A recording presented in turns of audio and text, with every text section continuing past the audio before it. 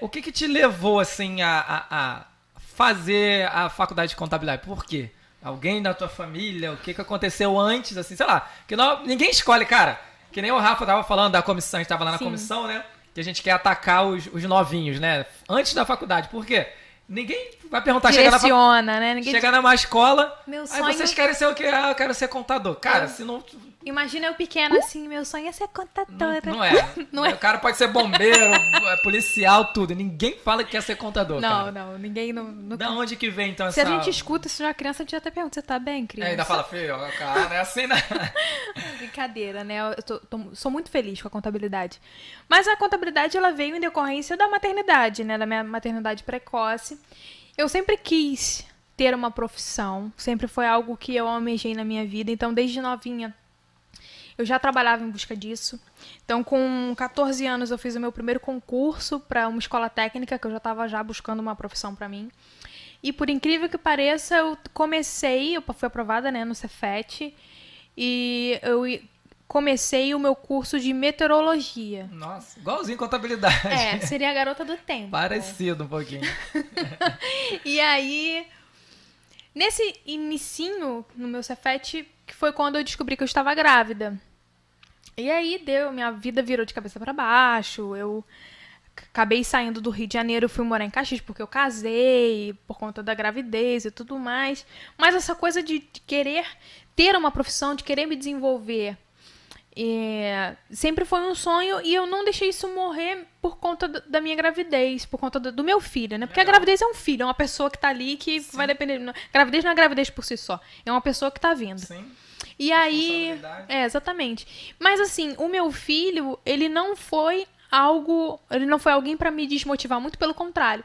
Ele foi alguém pra me impulsionar a querer mais aquilo. Mas assim, as perspectivas eram muito poucas, assim, diante dos contextos que eu tinha, que eu vivia, né, naquele momento. Era tudo muito complexo.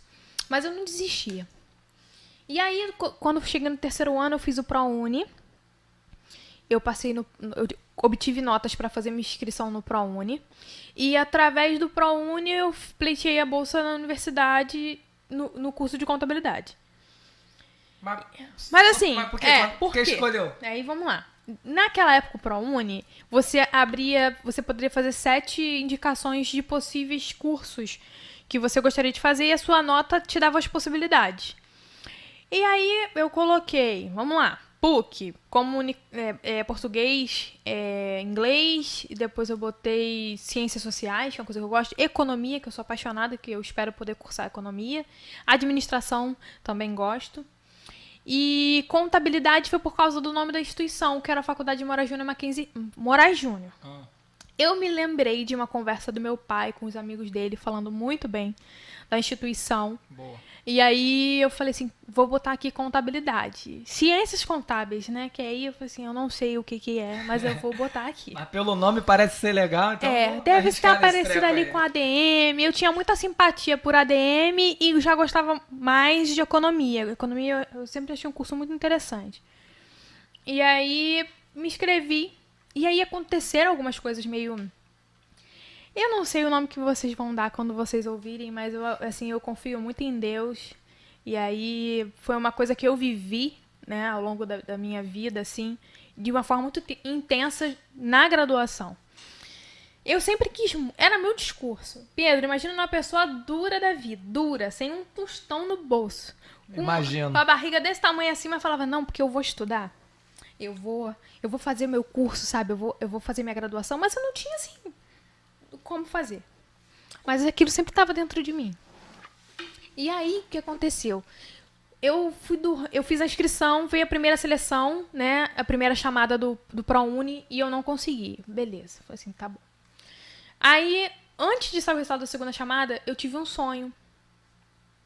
Eu tive um sonho em que eu tava numa rua, caminhando, tinham outras mulheres comigo. Eu olhava pra frente e vi um caminho muito longo e eu falava assim, daqui pra frente a minha caminhada vai ser muito longa. Vai ser difícil, mas eu vou chegar lá. E aquelas mulheres que estavam próximas a mim falavam assim, você não vai chegar não. Você não vai chegar onde você quer não. E eu ficava chateada com aquilo, com aquela fala contrária. Eu falava, não, eu vou chegar assim. Agora mesmo que Eu vou chegar assim. Eu tenho fé em Deus que eu vou chegar onde eu quero, porque eu confio, porque Deus é poderoso e vai me ajudar e eu vou chegar assim. E eu fiquei com aquela coisa assim, acordei. Foi um sonho muito longo, mas essa parte em especial me deixou muito tocada.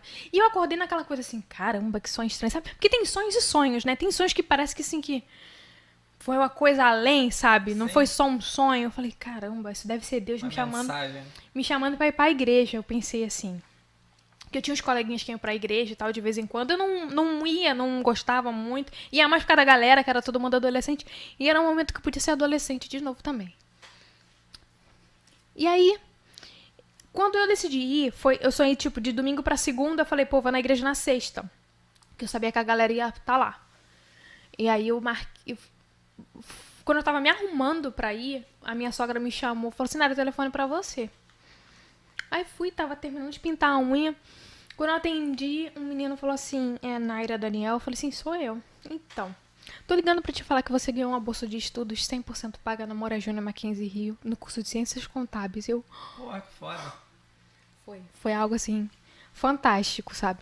E eu fiquei naquele misto, né, de emoção, porque nessa época o meu Miguel, meu bebê, na época, hoje ele não é meu bebê mais, né? Ele que me escute falando isso. Hoje ele é um homem. Chegou aqui, pô, esse teu marido? Não, meu filho, pô. Ele que me escute chamando ele de bebê. Ele tinha 2 aninhos. O meu marido, a gente já tava nessa coisa assim, dele tentar o emprego, alguma coisa e tal. Ainda não tinha. Eu falei, caramba, eu não vou conseguir ir. Porque eu moro bem distante do Rio. Do centro do Rio, né? Era bem, apesar de ser Caxias, né? Mas era mais perto da região serrana.